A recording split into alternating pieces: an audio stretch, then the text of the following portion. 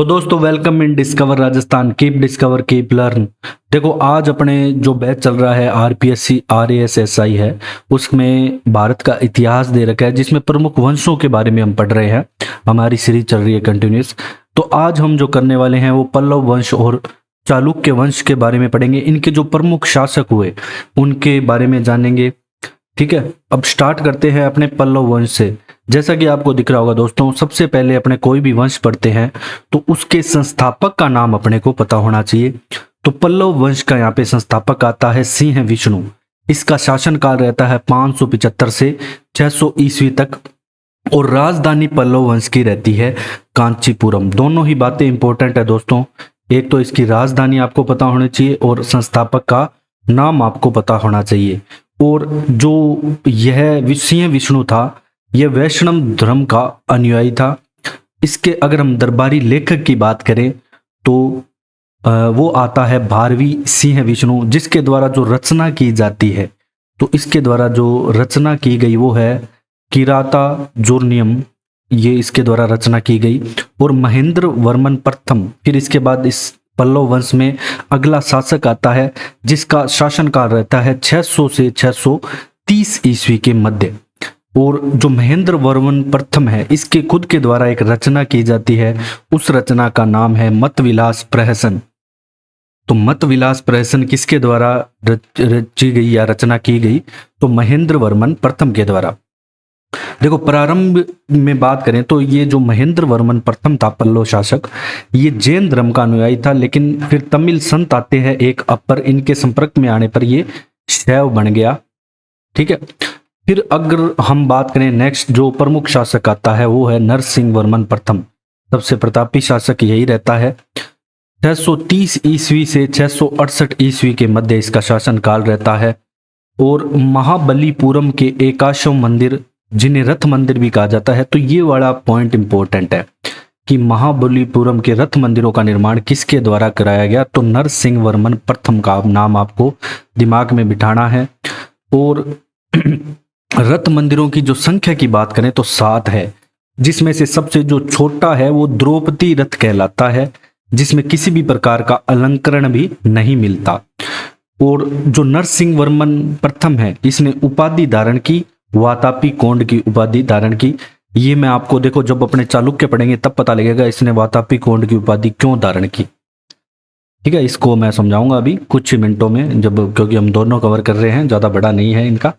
फिर महेंद्र वर्मन द्वितीय आता है 668 से 670 ईस्वी के बाद, इसका शासनकाल रहता है। फिर परमेश्वर वर्मन प्रथम आता है, जिसका शासनकाल यहाँ पे रहता है 670 से 680 ईस्वी तक। अब मेन जो आता है नरसिंह वर्मन द्वितीय आता है पल्लव वंश में, मोस्ट इंपोर्टेंट जो है। पहले हमने प्रथम की बात की और द्वितीय में थोड़ा सा आपको क्या है कि डिफरेंस लेके चलना है, कंफ्यूज नहीं होना है। अरबों के आक्रमण के समय पल्लवों का शासक कौन था? ये एग्जाम में बार बार पूछा गया है। तो नरसिंह वर्मन द्वितीय था, ना कि प्रथम। उपाधियों की बात करें तो राज सिंह, आगमप्रिय, जो कि शस्त्रों का प्रेमी, और शंकर भक्त, शिव भक्त भी जिसे कह सकते हैं, वो नरसिंह वर्मन द्वितीय कहलाता है। और कांची के कैलाशनाथ मंदिर का निर्माण भी नरसिंह वर्मन द्वितीय के द्वारा। रथ मंदिर का निर्माण प्रथम करता है, द्वितीय कौन करता है? कैलाश मंदिर का निर्माण करता है, जिसका अन्य नाम बात करें तो कैलाश मंदिरों का राज सिद्धेश्वर मंदिर भी अन्य नाम आता है कैलाशनाथ मंदिरों का। और इसी समय ना दोस्तों द्रविड़ स्थापत्य कला की शुरुआत होती है। कि अपने पढ़ते हैं, जैसे अपने राजस्थान के बहुत सारे मंदिर पढ़ते हैं कि वो द्रविड़ स्थापत्य कला में बने हुए थे। और हालांकि ऐसे मंदिर राजस्थान में कम मिलेंगे, क्योंकि ये जो वंश अपने पढ़ रहे हैं ना, दक्षिण भारत के राजवंश हैं। तो इस मंदिर में जो पल्लव राजाओं व रानियों की आदमकद की आपको तस्वीरें में मिलेगी। तो इसमें आपको यही याद रखना है कि अरब के आक्रमण के समय जो शासक था वो नरसिंह वर्मन द्वितीय था। उपाधि याद रखनी है, कौन से मंदिर को निर्माण कराता है? कैलाशनाथ मंदिर का, जिसे राज सिद्धेश्वर मंदिर भी कहते हैं। तो ये नरसिंह वर्मन द्वितीय है। एक लेखक आता है दंडी, इसके समय नरसिंह वर्मन द्वितीय के समय। तो ये क्या रचना करता है? दश कुमार चरित्र की रचना इसके द्वारा की जाती है। अन्य मंदिरों के निर्माण की अगर मैं बात करूं दोस्तों, तो कांची के मुक्तेश्वर और बैकुंठ बैरूपाल मंदिर का निर्माण भी इसके द्वारा कराया जाता है। और जो प्रसिद्ध वैष्णव संत आते हैं जो नरसिंह वर्मन टू के समकालिक थे, वो है तिरुमंगई अलवार। इनका नाम आपने जरूर सुना होगा न्यूज में। तो तिरुमंगई अलवार, एक अलवार पंथ भी अलग से मतलब संप्रदाय भी है। तिरुमंगई अलवार है वो नरसिंह वर्मन द्वितीय के समकालिक है, वैष्णव संत है। पल्लव वंश का अंतिम शासक मोस्ट इंपोर्टेंट है, जो तो याद रखना ही रखना है, प्रथम और जो स्थापना करता है, और जो अंतिम शासक है वो आता है अपराजित वर्मन, जिसका शासनकाल रहता है 879 से 897 ईसा तक। अब हम बात करेंगे दोस्तों चालुक्य वंश की। अब चालुक्य वंश को क्या है कि 3 भागों में बांटा गया है, कल्याणी, वातापी और बंगीगे। तो इनको हम क्रम से पढ़ेंगे। सबसे पहले अपने जानेंगे चालुक्य वंश, जो कल्याणी शाखा है, ये शाखा है अलग अलग जगह की। तो जो कल्याणी शाखा है इसकी स्थापना तेलप द्वितीय के द्वारा की जाती है। तो इनको अपने को अलग से याद रखना पड़ेगा। जो कल्याणी शाखा आपके एग्जाम में ऐसे प्रॉपर आएगा कि चालुक्य वंश कल्याणी शाखा की स्थापना किसके द्वारा की जाती है, तेलप द्वितीय के द्वारा, जिसकी अगर हम राजधानी की बात करें तो मान्यखेट यहाँ पे राजधानी रहती है। और जो सोमेश्वर प्रथम होता है, मान्यखेट से राजधानी हटाकर कल्याणी कर्नाटक भी करता है बीच में।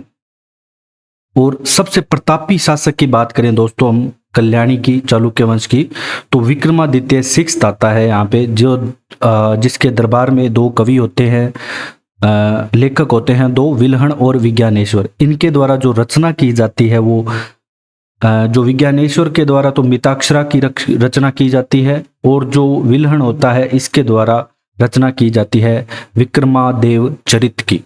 अब हम बात करेंगे जो मोस्ट इंपोर्टेंट आपके एग्जाम में जो पूछा जाता है वो वातापी वाला ही है। आपके हर बार ज्यादातर एग्जाम में जो चालुक्य वंश वातापी वाला ही पूछा जाता है, जिसकी स्थापना जय सिंह के द्वारा की जाती है। किसके द्वारा? जय सिंह। राजधानी वातापी ही होती है, जो कि बीजापुर के निकट आपको मिलेगी जगह। सबसे प्रतापी शासक अपने को मिलेगा वातापी में पुलिकेशन द्वितीय, जो कि महाकूट स्तंभ लेख से प्रमाणित होता है कि पुलकेशन द्वितीय बहु स्वर्ण और अग्निष्टोम यज्ञ संपन्न भी ये करवाया जो पुलकेशन द्वितीय ने है। और जो जिनेन्द्र का मेगुती मंदिर है इसका निर्माण भी पुलिकेशन द्वितीय के द्वारा ही करवाया गया। अगर हम बात करें उपाधि धारण करने की, तो विभिन्न राजा ये अलग अलग अपनी उपाधि धारण करते थे। तो इसने ये उपाधि परमेश्वर की धारण की, कब की?